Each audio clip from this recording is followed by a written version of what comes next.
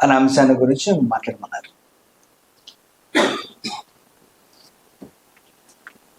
నాకు చాలా ఇష్టమైనటువంటి అంశం ఇది. ఎందుకంటే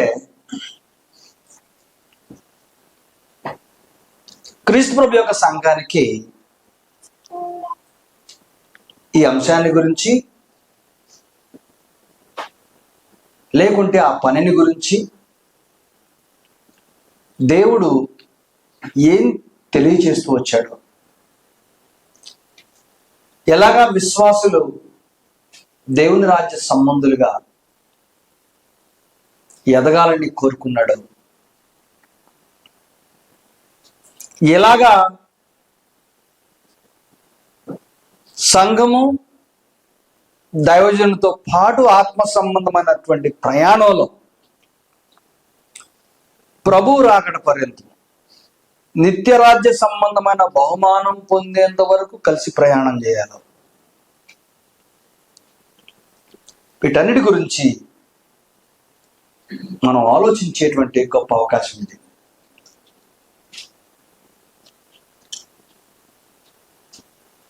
దైవజనుడు అనేటువంటి ఈ మాట, అందులో ఉన్నటువంటి ఓ గొప్పతనాన్ని, ఓ గొప్ప పనిని, ఓ గొప్ప బాధ్యతను తెలియజేస్తూ ఉంది. దైవ సంబంధమైన, ప్రత్యేకపరచబడిన, ప్రతిష్ఠించబడిన జనుడు, దైవ సంబంధిత వ్యక్తి. ఈ పదం ప్రభు యొక్క సంఘానికి సంబంధించినటువంటి మనం ఎంత లోతుగా పరిశీలన చేసినా దాని పరిపూర్ణమైన భావం అర్థం కాదు, అనుభూతిలోకి వెళ్ళడం చాలా కష్టం. ప్రభు యొక్క సంఘముగా ఈ పదం అర్థం కావటం, ఆ అనుభూతిలోకి వెళ్ళడం చాలా కష్టం. ఎందుకంటే మనం క్రీస్తులం కాబట్టి. మత్స్యాక వాళ్ళకైతే ఈ పదం చాలా విలువైంది. ఏమంటారు? ఈ పని కూడా అంతే విలువైంది. ఈ పని, ఈ పదవి, ఆ పదం చాలా విలువైన వాళ్ళకి. ఒకవేళ దేవుడు మనస్సాక్షినే గనక ఆధారం చేసుకొని దీవిస్తూ ఉన్న మాట నిజమైతే, బహుశా దైవజనునికి వారిచ్చేటువంటి ఆ గౌరవాన్ని బట్టే దీవిస్తున్నాడేమో.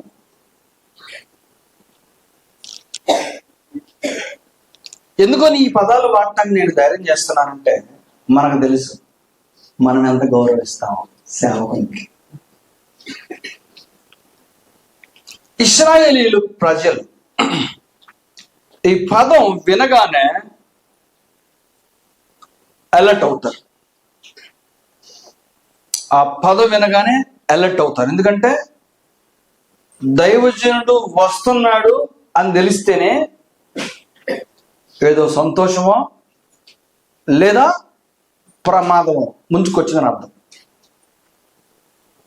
ఈ రెండు సందర్భాల్లోనే ఆయన ప్రజలను సమీపించి దేవుని పక్షాన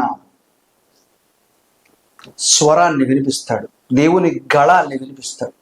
అది ఒక్కోసారి ప్రేమను కురిపించవచ్చు, ఒక్కొక్కసారి ఆ పని మహా ఉగ్రతను కుమరించవచ్చు. అంచేత వాళ్ళకి ఆ పని, ఆ మాట బాగా సుపరిచితం కాబట్టి వెల్ వెస్ట్. అంతేకాదు, అది ఎవరు పడితే వాళ్ళకు వాడేటువంటి పదము అంతమన్నా కాదు.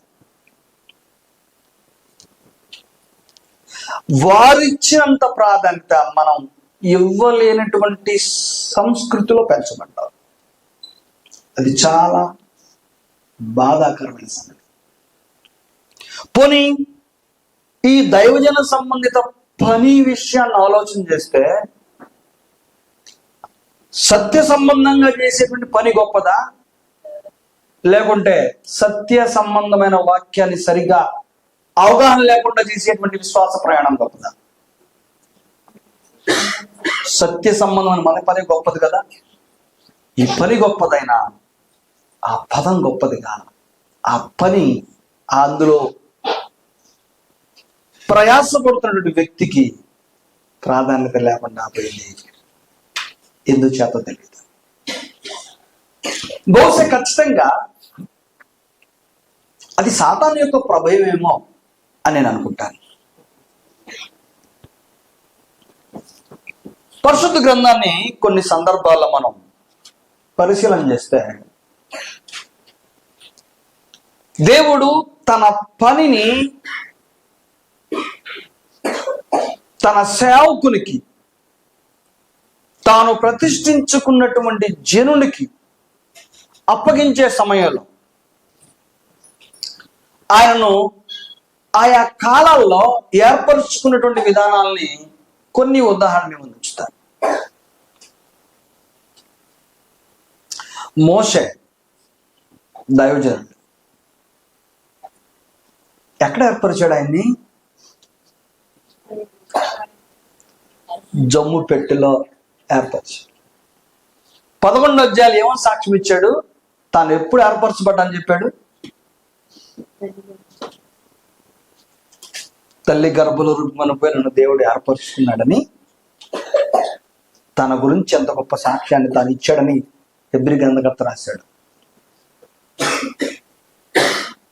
ఆ తర్వాత ఇంకా చాలా మంది దేవుని సంబంధితమైనటువంటి రాజులు దైవజనులుగా, ప్రవక్తలు దైవజనులుగా వాడబడ్డారు. ఇర్మియా గురించి ఆలోచించినప్పుడు 1వ అధ్యాయము 5వ వచనంలో ఇర్మియా తన గురించి మాట్లాడుతూ దేవుడు తనతో ఇలా అన్నట, గర్భములో నేను నిన్ను రూపింపక మునిపే నిన్నెరిగి తిని,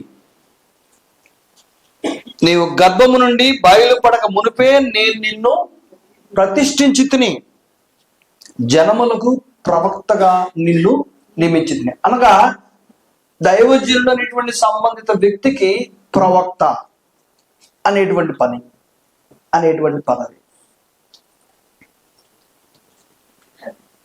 సో దేవుడు ఆయన సంబంధిత వ్యక్తిని పిలిచినప్పుడు బాల్యంలో పిలిచాడు, తల్లి గర్భంలో ఉన్నప్పుడు ప్రత్యేకపరిచాడు, వారిని కాపాడుకుంటూ వచ్చాడు. వారి చుట్టూ మరణ గడయలు ఆవరించున్న అనగా మోషేని, శత్రువుల దేశంలో జన్మించిన తన ప్రాణాన్ని ఎలాగా కాపాడుకోవాలో ఆయన తెలుసు కాబట్టి కాపాడుకున్నాడు. ఒక నిర్దిష్ట కాలంలో తనకిష్టం లేకపోయినా సరే, పారిపోయినా సరే, మరలా తనను ఏ పని నిమిత్తము తాను చేయాలని ఏర్పరచుకున్నాడో అక్కడికి పిలిపించి ఆ పని చేయించుకున్నాడు.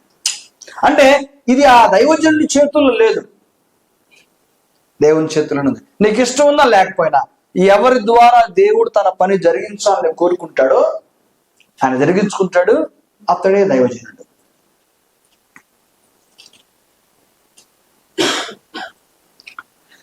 అయితే ఈ సమయంలో మరలా ఒకసారి దావీదు యొక్క జీవితాన్ని గురించి ఆలోచన చేస్తారు. అతనికి ఒక ప్రత్యేకమైనటువంటి నామధేయం ధరింపజేయబడింది. అతని అంతరంగాన్ని గురించి,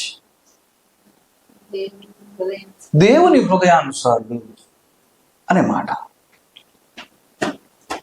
దేవుని హృదయానుసారుడు అంటే దేవుని హృదయాన్ని ఫాలో అయ్యేవాడు, వెంబడించేవాడు. అబ్రాము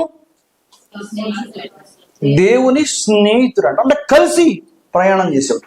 ఈయనేమో దేవుని హృదయాన్ని వెంబడించేవాడు, అబ్రామేమో దేవునితో కలిసి ట్రావెల్ చేసేవాడు. అంటే స్నేహితుడు అంటే ప్రక్కన ఉండి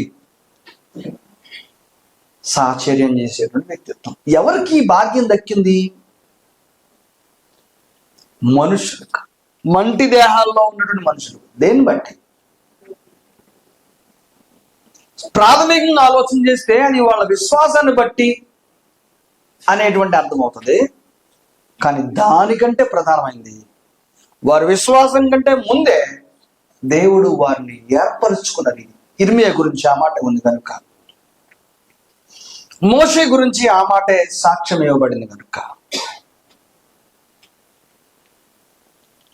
ఇలాగ చాలా ఉదాహరణలు ఉన్నాయి. ఇక క్రొత్త నిబంధనకు వచ్చేసరికి అపోస్తలుడైన పౌలు తిమోతి గురించి ప్రస్తావించినప్పుడు ఆ పదం వాడాడు.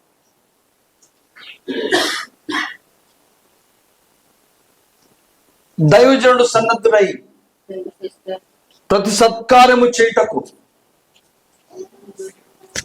పూర్ణముగా సిద్ధపడి ఉండినట్లు దైవావేశం వల్ల కలిగిన ప్రతి లేఖనము ఖండించుటకు, తప్పుదిద్దుటకు, నీతి యందు శిక్ష చేయుటకు ప్రయోజనకరమైంది. అంటే వాక్యం ఎలాగ ప్రయోజనకరమైందని తెలియజేస్తాడు. దాని సన్నద్ధత, సంసిద్ధపాటు ఎవరిలో ఉంటుందట? ఈ వాక్యం అంతగా పని చేయటం కొరకు పని చేయాల్సింది ఎవరు? దైవజనుడు. అంతేకాదు,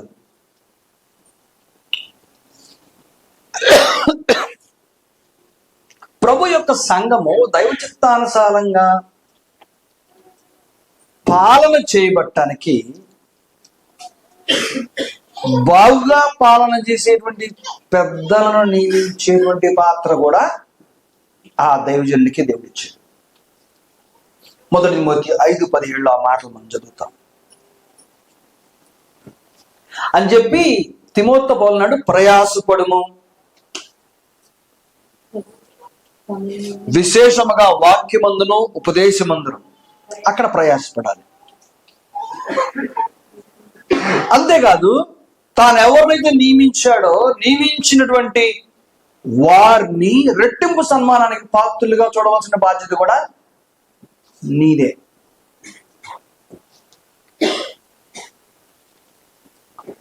ఇక్కడ వరకు మనం కొంచెం ప్రాథమికంగా ఆలోచన చేస్తే ఈ పని చాలా గొప్పది.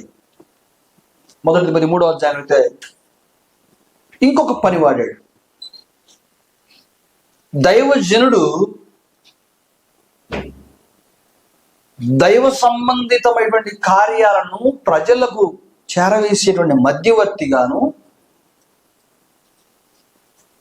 ప్రవచించే వ్యక్తిగాను, సర్వసన్నద్ధమైనటువంటి వ్యక్తిగాను, ప్రయాసపడవలసిన బాధ్యత మోసేవాడిగాను,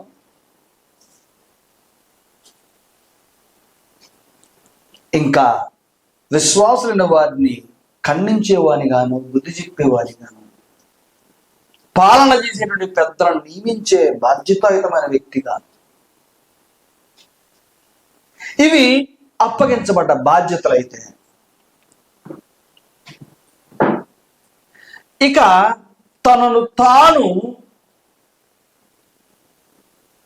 తగ్గించుకొని సమర్పించుకొని చేసేటువంటి పని విషయంలో అయితే అందరికంటే దీనునిగా, యేసు ప్రభు యొక్క తత్వాన్ని, స్వభావాన్ని లోకానికి స్పష్టంగా చూపేవానిగా అతన్ని పని నిర్దేశించబడింది.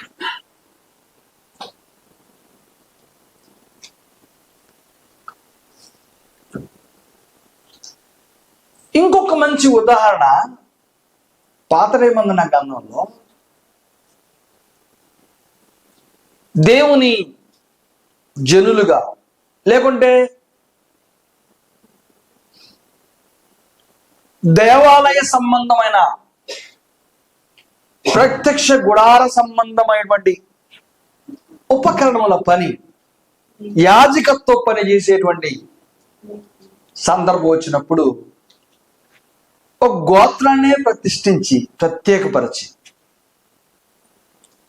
అది లేవీలు గోత్రము, అందులో నుంచి యాజకత్వం ఏర్పరిచి ఎంతగా వారిని దీవించాడు.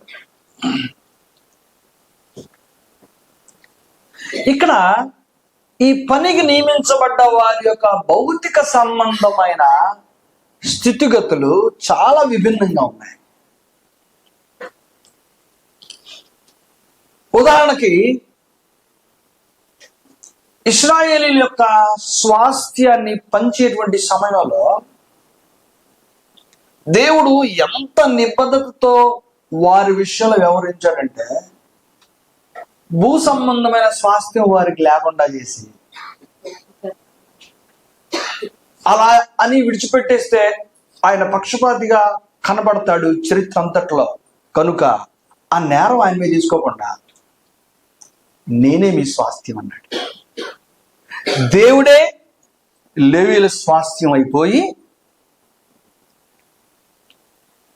ప్రజలకు మాత్రం భూ సంబంధిత స్వాస్థ్యాన్ని ఇచ్చాడు. ప్రజలు సంబరపడిపోయారు, ఆనందపడిపోయారు. లేవీయులు అనగా యాజకత్వ బాధ్యత మోసేవారు ఎక్కడ అసంతృప్తికి గురైనట్టుగా మనకు కనపడతాం. అంతేకాదు, వారు అనగా మిగిలినటువంటి 12 గోత్రాలకు అనగా లేవీయులకు మినహాయింపులో ఉన్నటువంటి గోత్రాలకు సంబంధించిన వారు వారి భూభాగాల్లో, వారి అర్పణల్లో, వారి ప్రతిష్ఠిత భాగాల్లో అన్నిట్లో దశమ భాగాన్ని వీరికి స్వాస్థ్యంగా ఇచ్చేటువంటి ఒక ఆజ్ఞ ఇచ్చేశాడు. దాంతో వాళ్ళు సంతృప్తి పడ్డారు. గొప్ప పని. దినవృత్తాంతాల గ్రంథంలో 31వ అధ్యాయం మనం చదువుతాం ఒకసారి. 2వ దినవృత్తాంతము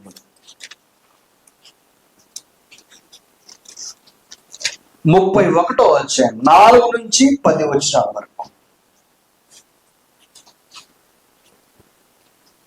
మరియు యెహోవా ధర్మశాస్త్రమును బట్టి యాజకులను లేవీయులను ధైర్యము వహించి తమ పని జరుపుకున్నట్లు ఎవరి భాగములను వారికి ఇయ్యవలసినదని యెరూషలేములో కాపురమున్న జనులకు అతడు ఆజ్ఞాపించెను. ఆ ఆజ్ఞ వెల్లడి అగుట తోడనే ఇశ్రాయేలు ప్రథమ ఫలములైన ధాన్య ద్రాక్ష రసములను, నూనెను, తేనెను, సస్య ఫలములను విస్తారముగా తీసుకొని వచ్చిరి. సమస్తమైన వాటిలో నుండి 10వ వంతులను విస్తారముగా తీసుకొని వచ్చిరి. యోధా పట్టణములో కాపురమున్న ఇశ్రాయేలు వారును యోధా వారును ఎద్దులలోను గొర్రెలలోను 10వ వంతులు తమ దేవుడైన యెహోవాకు ప్రతిష్ఠితమైన వస్తువులలో 10వ వంతులు తీసుకొని వచ్చి కుప్పలుగా కూర్చి. ఎలా కూర్చారంట అంటే, దేవుడు ఏర్పరిచినటువంటి ఈ దైవజన్య విషయంలో ప్రజలు కూడా అలాగే గణపరిచారు. ఆ క్రెడిబిలిటీ ఇచ్చారు.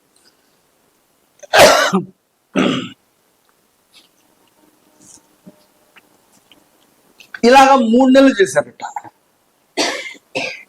వారు 3వ మాసమందు కుప్పలు వేయని ఆరంభించి 7వ మాసమందు ముగించిరి.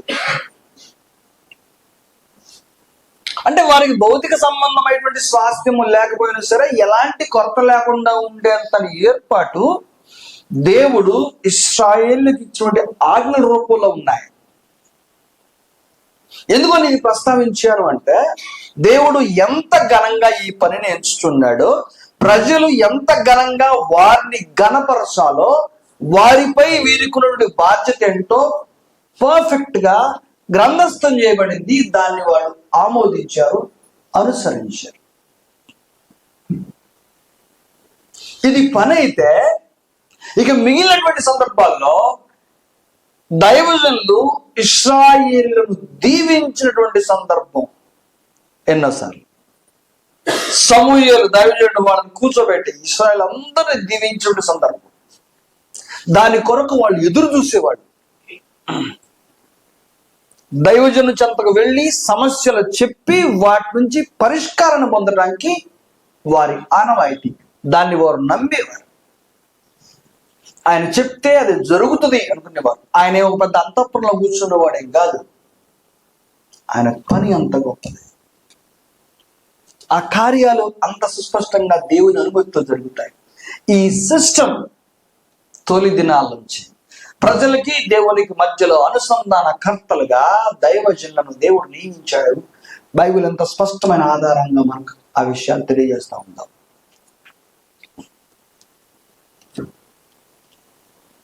ప్రియమైన వారు, ఈనాడు పరసంబంధమైన నిత్యరాజ్య స్వతంత్ర సంబంధమైన గొప్ప పని క్రొత్త నిబంధన కాలంలో దేవుని చేత ఏర్పరచబడ్డ సేవకునికి దేవుడు అప్పగించాడు. ఈ సత్యాన్ని గురించి అవగాహన లేనటువంటి మతశాఖ సంబంధమైన వారు ధర్మశాస్త్ర కాలంలో దైవజనులకు ఎంత గౌరవ ఘనతలు ఉన్నాయో నేటికి అదే గౌరవాన్ని, అదే ఘనతను ఇవ్వటాన్ని మనం స్పష్టంగా చూస్తూ ఉన్నాం. తమ సేవకునికి వారు ఇచ్చే గౌరవం ప్రభు యొక్క సంఘాలకు సంబంధించిన వారిలో ఉందంటారా? ఉందా? ఎందుకు లేదు? గ్రంథంలో ఏమైనా మార్పు వచ్చిందా? మనుషుల మనస్తత్వాలు ఏమైనా మార్పు వచ్చిందా? లేకుంటే వేరే దిశగా ప్రయాణం చేసేటట్టుగా ట్యూన్ చేయబడ్డారా? ఏం అర్థమయ్యి ఈరోజు ఇలాంటి పరిస్థితులు ఉన్నాయి?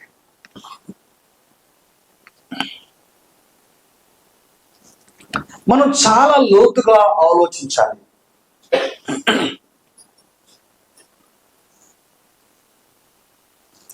ఎవరైతే దేవుని సంబంధిత వ్యక్తిని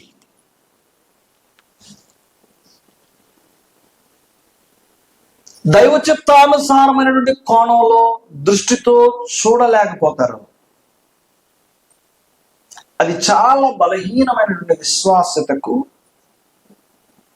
దర్పణం. అది సాతాను ప్రేరితమైన మనస్సు.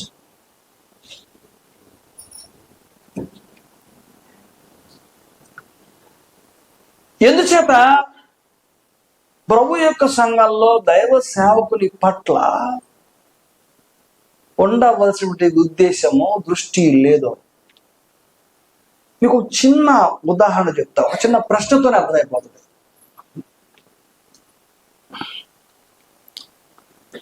ఒకవేళ ధర్మశాస్త్ర గ్రంథం అంతటినీ చదివిన తర్వాత సమూయేలు గురించి, మోషే గురించి, అబ్రాహాం గురించి, దావీదు గురించి ఇవన్నీ చదివిన తర్వాత మనకేమనిపిస్తుంది అంటే, ఇప్పుడున్నటువంటి దైవ సేవకుడు అంత గొప్ప విశ్వాస, అంతటి వాడ మనం గౌరవించటానికి అనేటువంటి ఒక సంశయం మనసులో మనకుంది.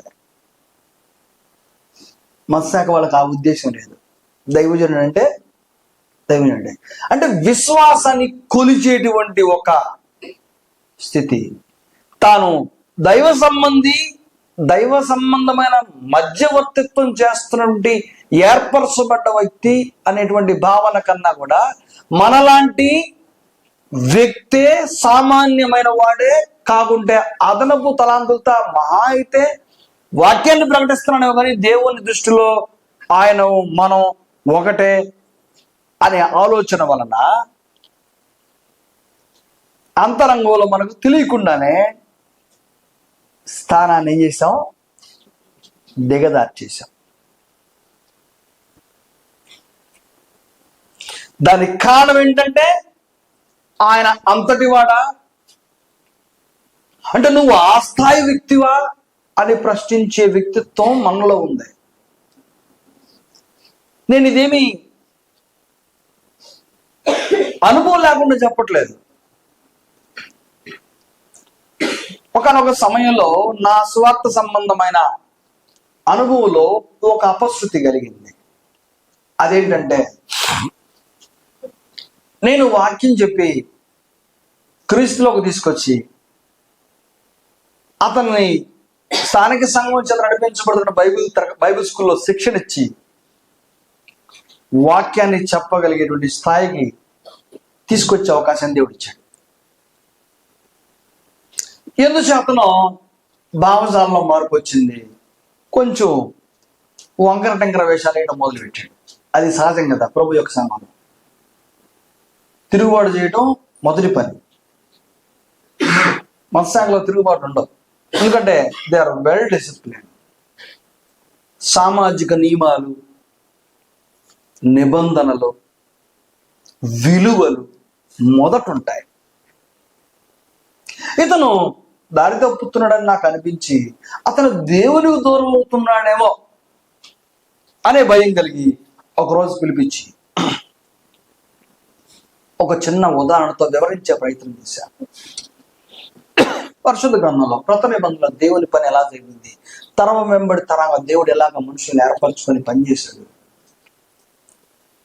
వెంబడించే వారికి ఎలాంటి మనసు ఉండాలి, నాయకత్వం వహించే వారి దేవుడు ఎలాగ దీవిస్తాడు, వెంబడించే వ్యక్తి ఎలాగ వెంబడిస్తే తనను కూడా మరొక కాలానికి నాయకుడిగా చేస్తాడు. ఉదాహరణ, యెహోషువ మోషేని వెంబడించినప్పుడు మోషేకి తెలియదు తన తర్వాత నాయకుడు యెహోషువ అని, యెహోషువకు తెలియదు మోషే తర్వాత అతని స్థానం తనదేనని.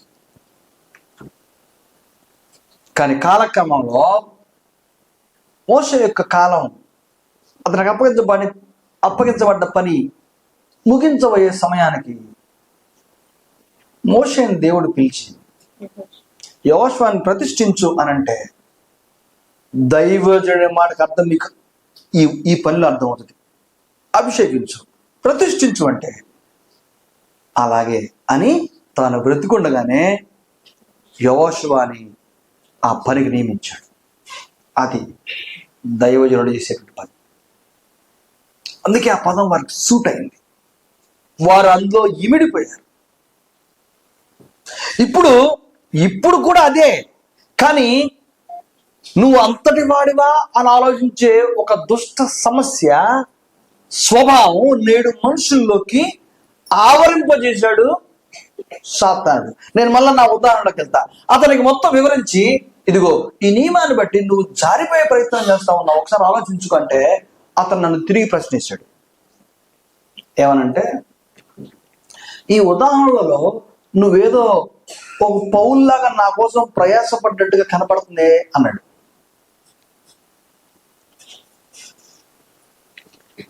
నువ్వు పౌలులాగా ప్రయాసపడ్డట్టుగా నువ్వు నాకు కనపడుతున్నదే, అదే నా ఉదాహరణ అన్నాడు. ఉదాహరణ చెప్తేనే నేనేం చేశానో మీకు అర్థమైంది. ఒక చిన్న స్టోరీ అంటే చరిత్ర చెప్తేనే. కానీ ఆ చరిత్రలో భాగస్వామైన, ఆ పరిచర్య ఎంతలో భాగస్వామైనటువంటి మాట అన్నటువంటి భాగస్వామైన అతను అన్న మాట ఏంటంటే ఇదే, నువ్వు పౌలులాగా చూసుకుంటున్నావా అని అన్నాడు. అప్పుడు నాకు అర్థమైంది. ఏమని తెలుసా,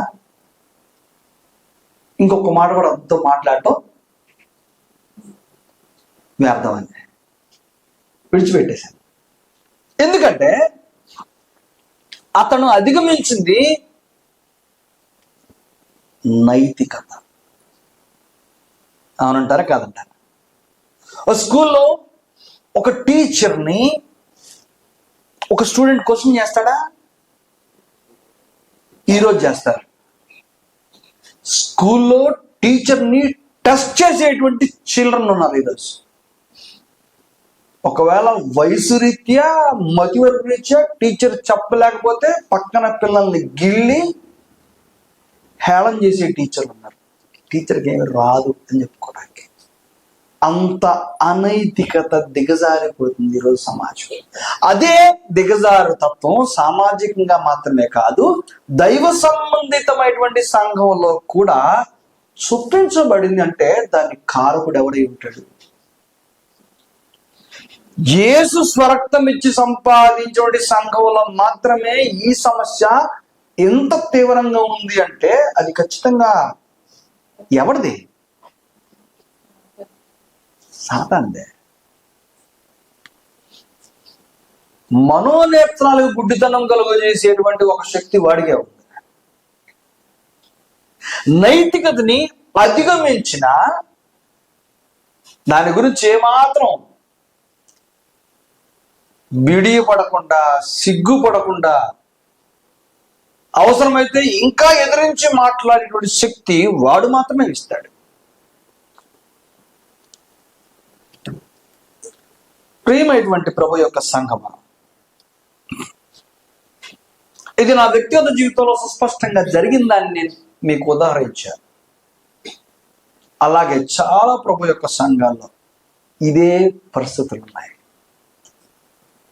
అది చాలా బాధాకరమైన సంగతి, చాలా చింతించదగ్గ సంగతి. పరిశుద్ధ గ్రంథంలో దైవ నియమాన్ని లేకుంటే సామాజిక చట్టాన్ని, నైతికతను దాటవేయాలని, అధిగమించాలనేటువంటి స్వభావం ఎవరికైతే ఉందో వారిని దేవుడు ఉపేక్షించలా. మీకు మంచి ఎగ్జాంపుల్ చెప్తా. ఆయన మాత్రమే ప్రవక్త, ఆయన ద్వారానే దేవుడు మాట్లాడతాడా అని మోషే యొక్క చెల్లెలు అన్న అహరోను, మిరియాము అనుకున్నందుకు దేవుడు వదిలిపెట్టలేదు. మిరియాంకి ఏమి ఇచ్చాడు? కుష్టి వ్యాధి ఇచ్చాడు. శాశ్వతంగా కాదు, తనకు తన తప్పు తెలుసుకునేదాకా ఇది పడాల్సిందే అన్నాడు. ఒక్కొక్కసారి మనకు తెలియకుండానే మన జీవితాల్లో చాలా ఘోరమైనటువంటి శిక్షలు దేవుని వద్ద నుండి వచ్చినా సరే మనం అది మన తప్పిదానికి దేవుడు ఇచ్చినటువంటి హెచ్చరిక అన్నట్టుగా చూడం. మన జీవితాలకి ఒక చిన్న శిక్ష పడితే దాని జ్ఞాన సంబంధంగానే చూస్తాం, కానీ దేవుని ఉగ్రతగా చూసేటువంటి స్వభావం వల్ల లేదు. బాగా ఆలోచించాలి, అవునా? 1 కొరింథీ పత్రిక 11వ అధ్యాయంలో మీకు ఉదాహరణ చెప్తా. అంటే మనం ఏ స్థాయిలోకి దిగజారి ఎగబాగాం అనుకుంటున్నాము.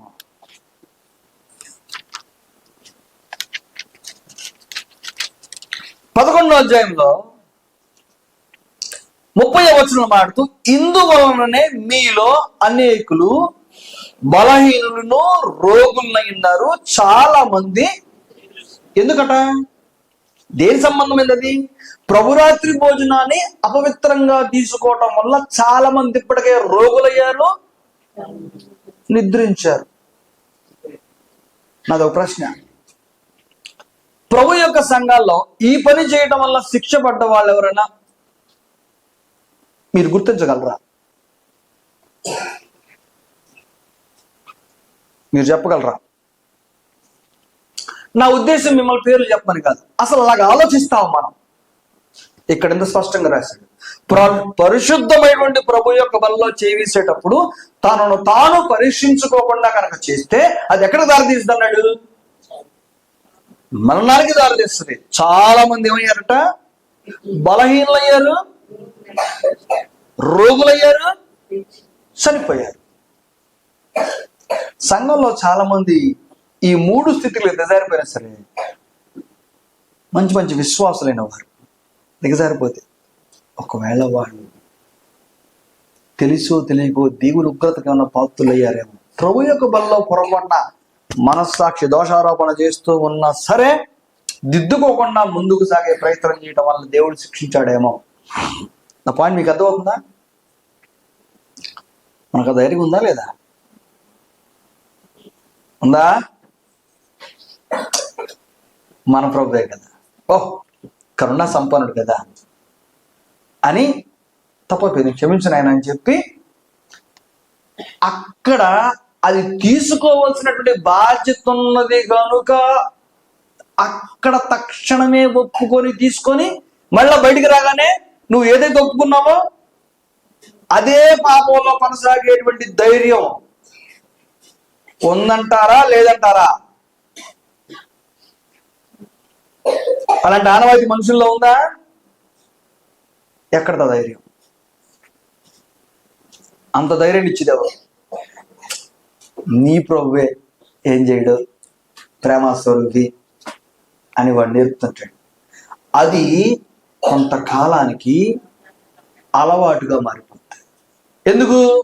ప్రార్థన శక్తివంతమైనది కదా, తీసుకొని క్షమించమని ప్రార్థన చేస్తే క్షమిస్తాడు కదా అనుకుంటున్నారు.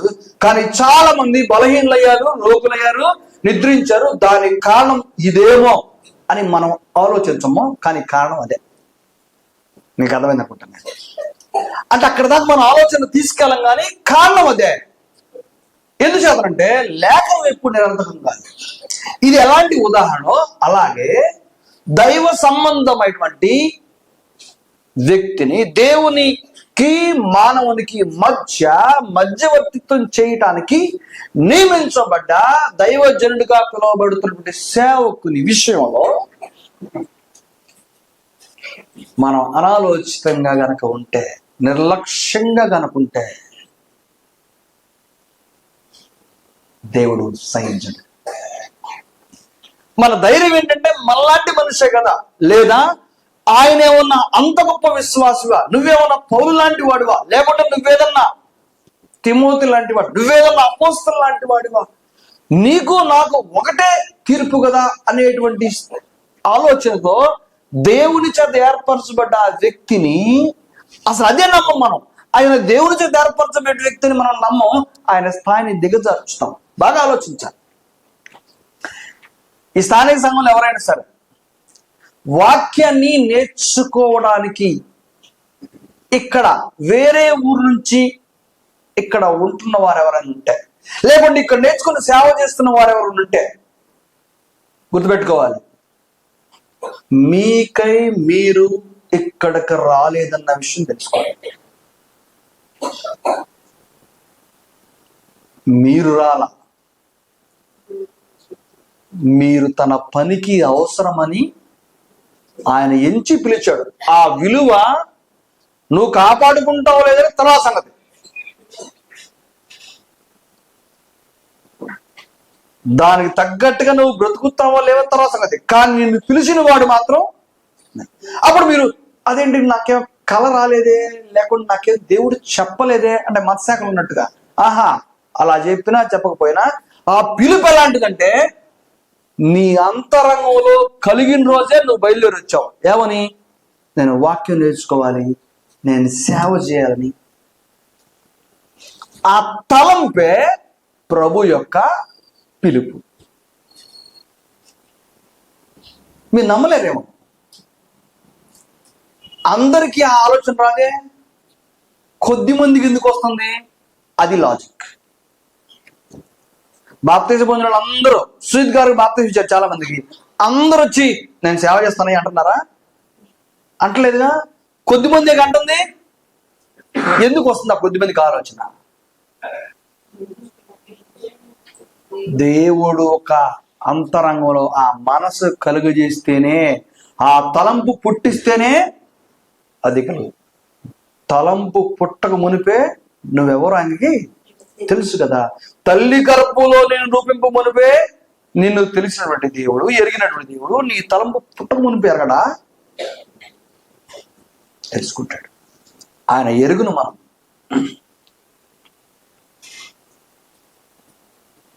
అందుచేత ప్రియమైన వారలారా,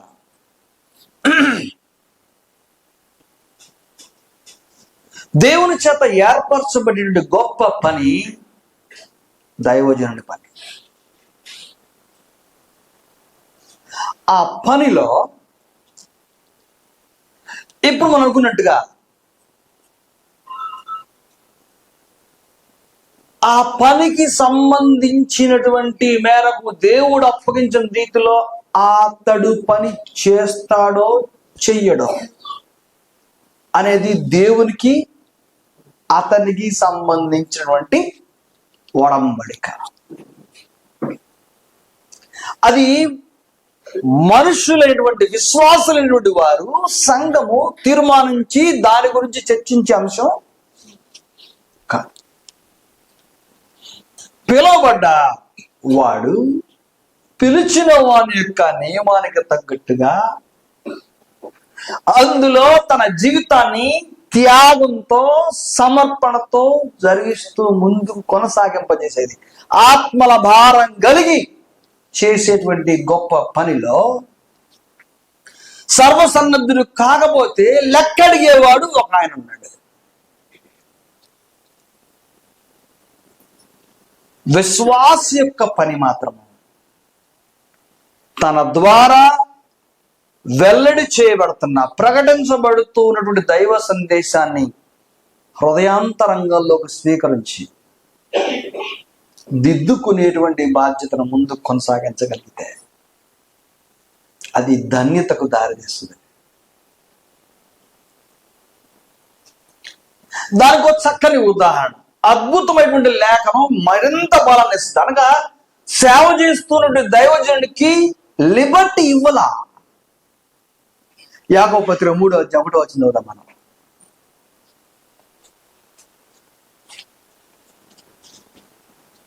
యాకోబు పత్రిక 3:1 ఏం రాయబడింది అక్కడ? బోధకులమైన మనము మరి కఠినమైన తీర్పు పొందుదమని తెలుసుకొని మీలో అనేకులు బోధకులు. ఎవరికి వచనం? సంఘానికా బోధకులుగా? యాకోబు అన్నాడు మనమని కలుపుకున్నాడు. అంటే ఆ బోధకుల పనిని చేస్తూ ఉన్నట్టు వారితో బోధకులమైన మనము మరి కఠినమైన తీర్పు పొందుదమని తెలుసుకొని మీరు అనేకులు బోధకులు కాకుండుడి. సో ఒకవేళ ఎవరైనా అవ్వాలని భక్తితోనో లేకుంటే తెగింపుతోనో దేనితోనైనా సరే వస్తే అక్కడి నుంచి అకౌంటబిలిటీ ఎటు వెళ్ళిపోద్ది? దేవుడు చేస్తాడు. నువ్వు నిశ్చయించుకున్న తర్వాత, ఆ కాడిని భుజాన ఎత్తుకోవడానికి నువ్వు నిర్ణయించబడిన తర్వాత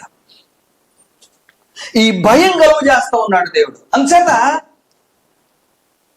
అనాలోచితంగా కానివ్వండి, నువ్వు ఏది పడితే అది చేయటానికి దేవుడు అనుమతించడు. ఒకవేళ ఈ వచనం నీకు అర్థం కాకుండా ముందుకెళ్తే నీ అకౌంటబిలిటీ వేరే ఉంటుంది. నేను ఎందుకో నీ వచనం గురించి చెప్తున్నానంటే, మనము లోతుగా దిగ్గేస్తున్నామే. సేవకుని యొక్క స్థాయిని దిగజార్చే ప్రయత్నం చేస్తున్నప్పుడు మనకంత అవసరం లేదు. అనగా విశ్వాసికి అంత అవసరత దేవుడు కలుగు చేయాల. ఎందుకంటే పిలవబడ్డ ఏర్పరచబడ్డ వాడే దానికి లెక్క అప్పగించుకోవాలి. కారణం కఠినమైన తీర్పు ఉంది కాబట్టి. కఠినమైన తీర్పు అంటే ఎవరికంటే కఠినమైన తీర్పు అర్థం?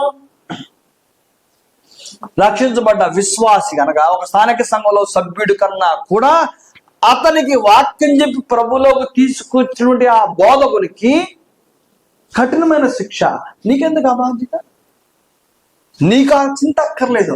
అతడు ఆ కఠినమైన శిక్షకు బాధ్యతలు అవుతాడు కనుక తన ఆత్మీయ జీవితంలో ఉన్న లోపాలని దిద్దుకోవడమో లేకుంటే మరేదైనా కానివ్వండి, అకౌంటబిలిటీ తాను దేవునికి లెక్క చెప్పాలి.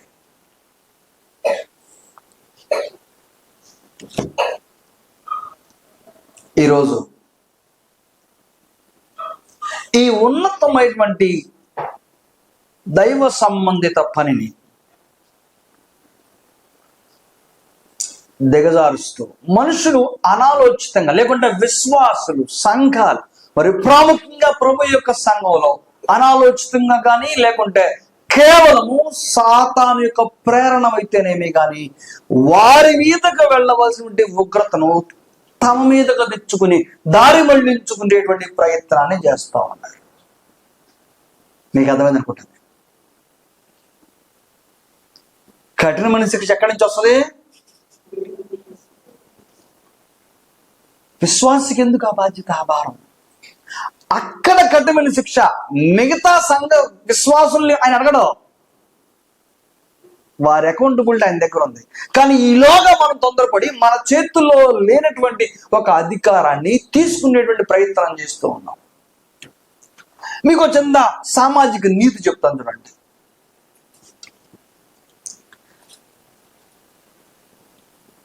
మత్స్యాక సంబంధమైన సంఘాల్లో ఒకవేళ వాళ్ళ సంబంధిత దైవ సేవకుడు ఓ పెద్ద తప్పు చేయడం అనుకున్నాం, అయినా సరే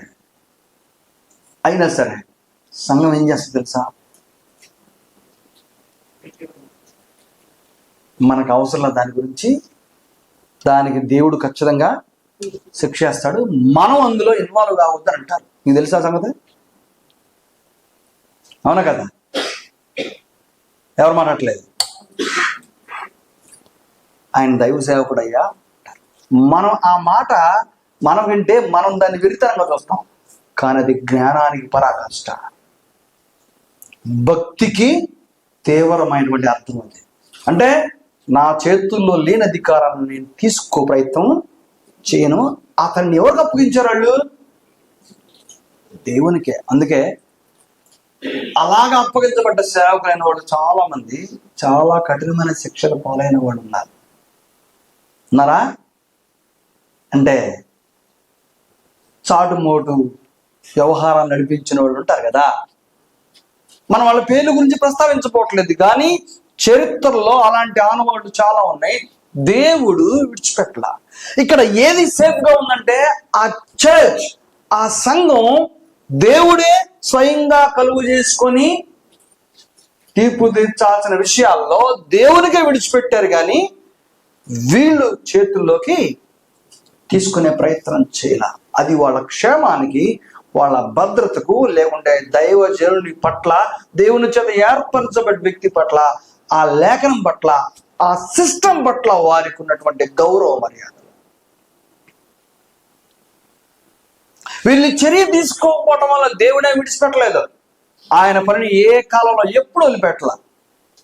గెహాజీకి ఏమి ఇచ్చాడు?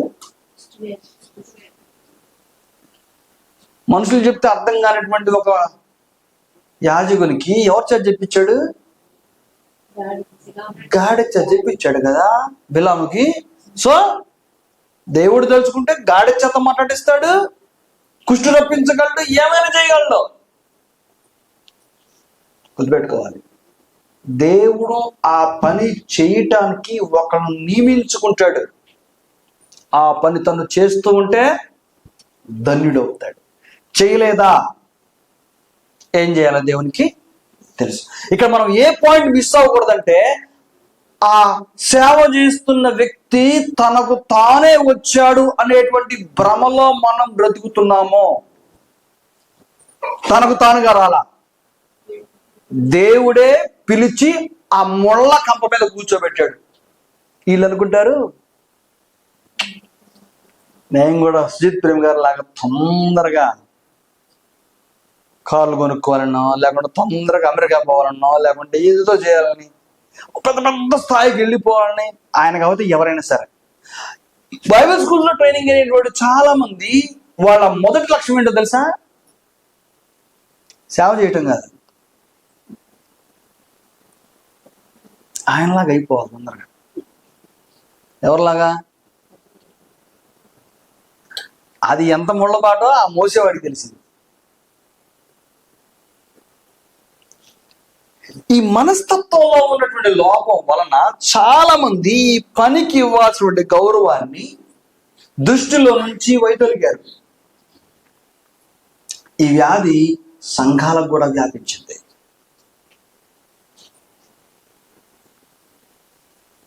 అయితే క్రొత్త నిబంధనకు వచ్చేసరికి సంఘానికి దేవుడు ఎఫెసీ పత్రికలో చెప్పినట్లుగా 4వ అధ్యాయంలో క్రీస్తు శరీరము క్షేమాభివృద్ధి పొందినట్లు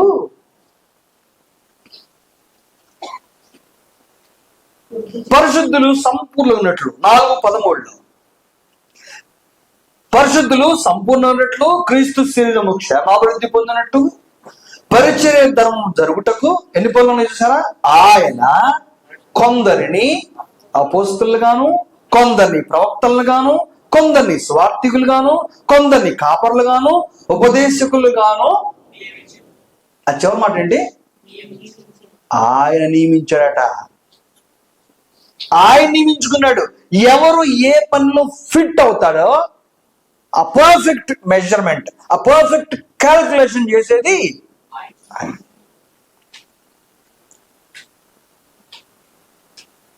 సువార్థికుడు ఒక స్థానిక సంఘంలో ఒక యవనస్తుని పిలిచి, బాబు ఇక నుంచి నువ్వు ఈ పని చేయి అని ఏర్పరచుకుంటే సంఘం అనుకుంటుంది ఆయన పెట్టడం ఉంటుంది.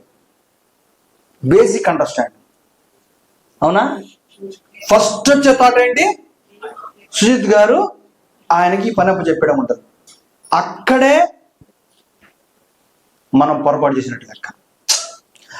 అతనిని పిలిచి ఆ పనికి అప్పగించమని ఆదేశించిన వాడు, ఆ ఆలోచన కలుగు చేసిన వాడు దేవుడన్న సంగతి మనం మరుగు చేయబడింది.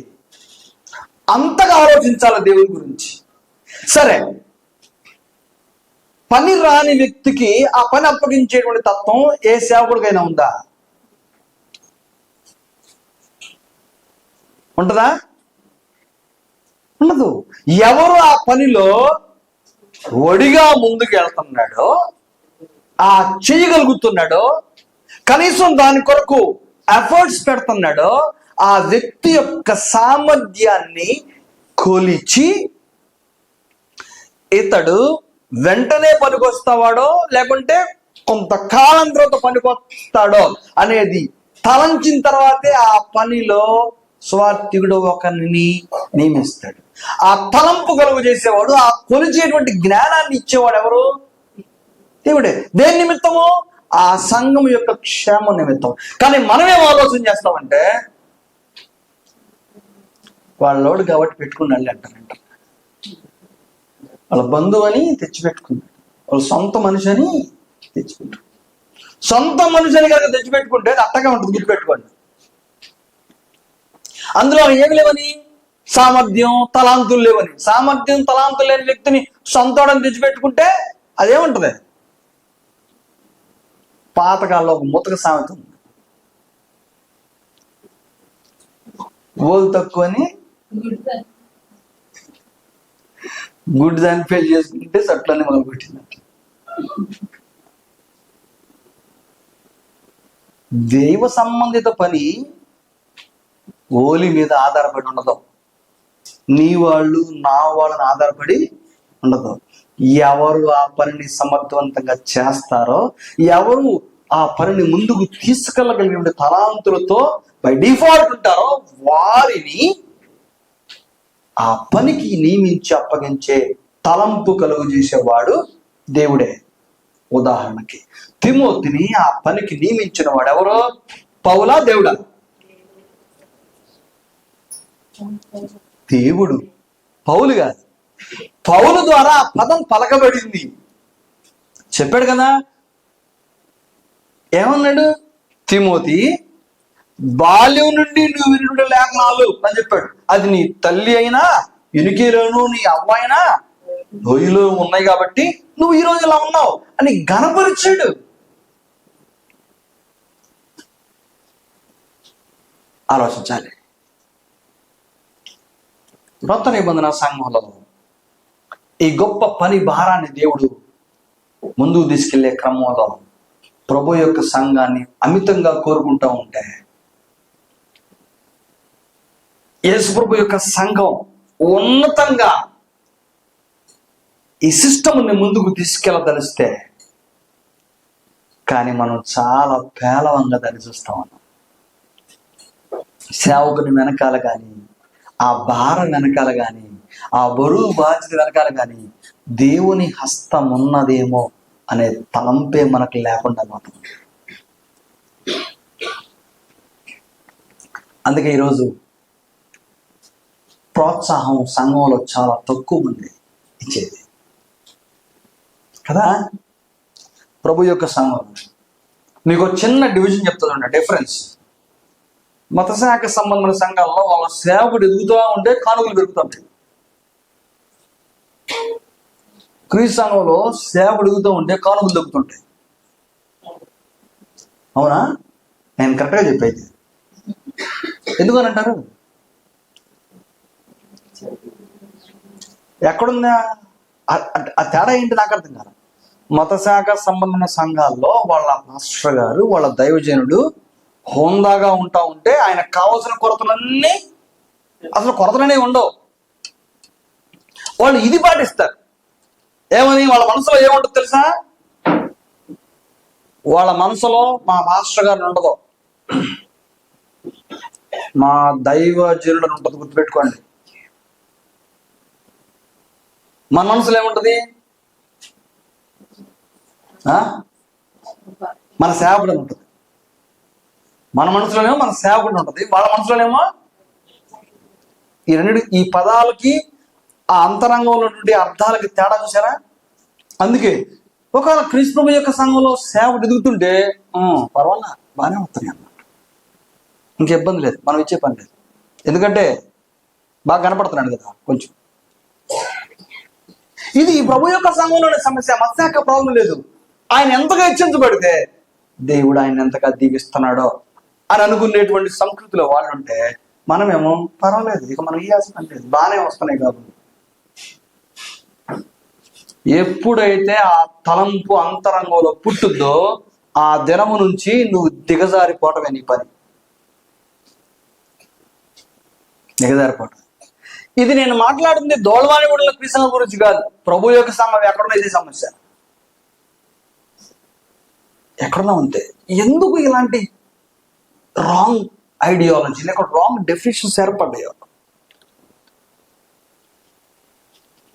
అపోస్తలుడైన పౌలు మాట్లాడుతున్నాడు గలతీ పత్రిక 6వ అధ్యాయం 6వ వచనంలో, ప్రభు యొక్క సంఘంలో ఈ దైవజన్ యొక్క పనిని ప్రోత్సహించేటువంటి విషయాల గురించి మాట్లాడుతున్నటువంటి సందర్భం. 6:6 అన్నాడు, వాక్యోపదేశం పొందువాడు ఉపదేశించే వాళ్ళకి మంచి పదార్థములు అన్నిట్లో భాగం ఇవ్వను. ఏంటంటది? వాక్యోపదేశము పొందువాడు ఉపదేశించువానికి మంచి పదార్థములన్నిట్లో భాగం ఇవ్వలను. ఎప్పుడన్నా అలాంటి ఆలోచన వచ్చిందా మనకి రాదు. ధర్మశాస్త్ర కాలంలో వారి పంట పండినా, కోడి గుడ్డు పెట్టినా, గేదె ఈనినా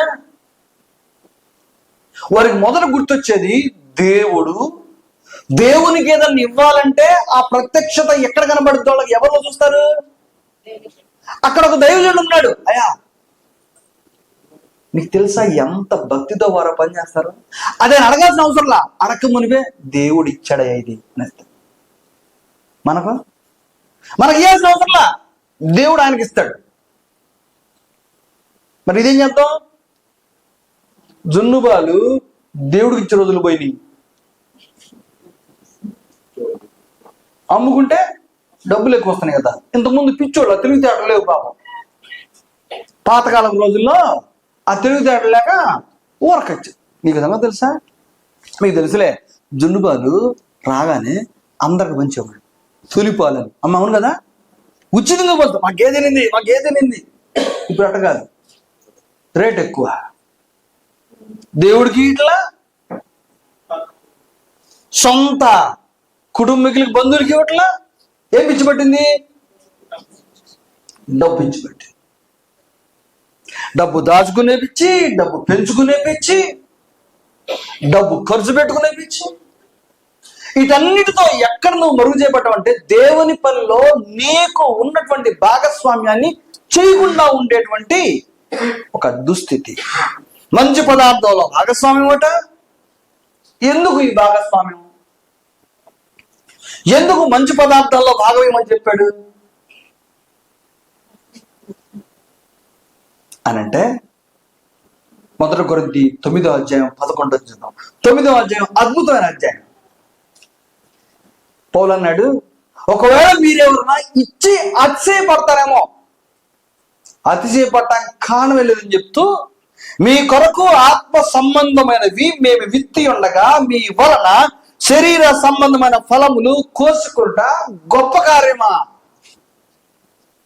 అన్నాడు.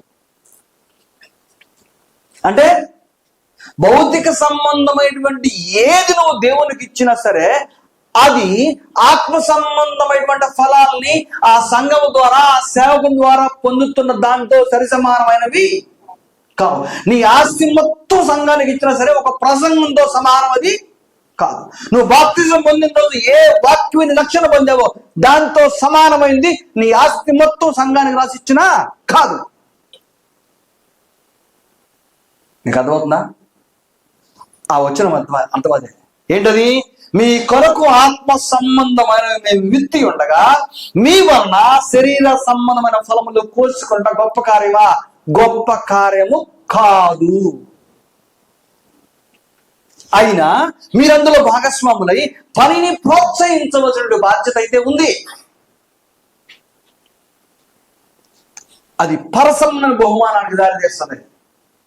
కానీ మనం ఏదన్నా కొంచెం కానుగా పెద్దదిస్తే మనం మైకులో చెప్పాలా, లేకపోతే ఇయ్యం వచ్చేవారం. అవును కదా? ఆ గౌరవం రావాలా, ఆ ఘనత రావాలా, అది అందరి గురించి అందరూ తెలుసుకునేట్టుగా ఉండాలి. అసలు ఆ కంపాటిబిలిటీ లేనే లేదు.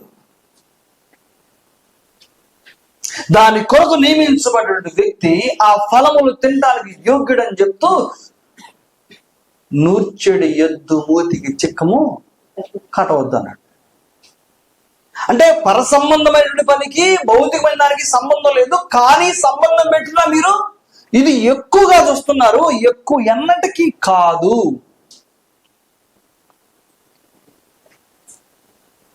అంతేకాదు, మరి ఆయన ఎలా బ్రతుకుతాడు? పాత నిబంధనలో లేవీలు ఎలా బ్రతికారు? యాజకత్వం ఎలా చేశారు? దేన్ని బట్టి? వాళ్ళ స్వాస్థ్యము దేవుడు అయ్యాడు. అంతేకాదు, ఇశ్రాయేళ్ల 12 గోత్రాలకు సంబంధించిన వాళ్ళు ఇచ్చే నుండి 10వ భాగం వారికి స్వాస్థ్యమైంది. ఒకవేళ ఈ గోత్రం వారు స్వాస్థ్యం ఇవ్వకపోతే వాళ్ళకేమైనా తగ్గుద్దా? ఏమీ తగ్గదు. ఎందుకు? యెహోవా వాళ్ళ స్వాస్థ్యం కదా. దేవుడు తన పని చేస్తున్నటువంటి సేవకుల్ని ఎప్పుడు కూడా విడిచిపెట్టాడు. మనుషులు అనుకుంటారు దేవుడు విడిచిపెట్టాడు, ఎందుకంటే తన పని కదా చేస్తుంది.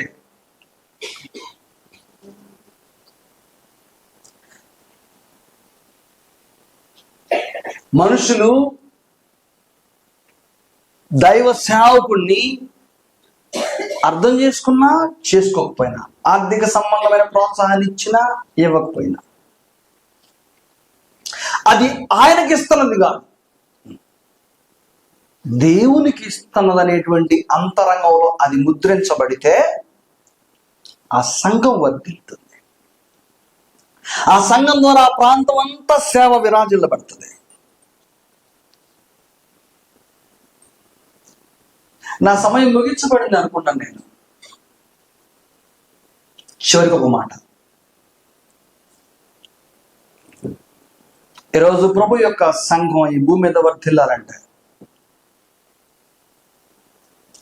దేవుని సంబంధిత ప్రతిష్ఠిత వ్యక్తిగా దేవుడు ఏర్పరచుకున్న ఒక అత్యంత శ్రేష్టమైన ప్రాముఖ్యమైన సాధనం ఏదన్నా సంఘానికి ఉంది అంటే అందులో తొలి సాధనం సేవకుడు. తొలి సాధనము సేవకుడు. ఎందుకంటే మరణకాలం సమీపించేంత వరకు అతడు ఆ పనిని విడిచిపెట్టాడు. ఎందుకు తెలుసా? అది సంఘం పిలిస్తే వచ్చి మొదలుపెట్టిన పని అది కాదు. ఒక ప్రశ్న, ఈ దౌళవాణి గుడి అందరూ వచ్చి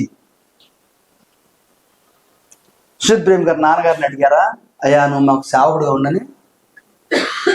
లేకుంటే సేవ తనగా ఇష్టపడి మొదలుపెట్టాడా?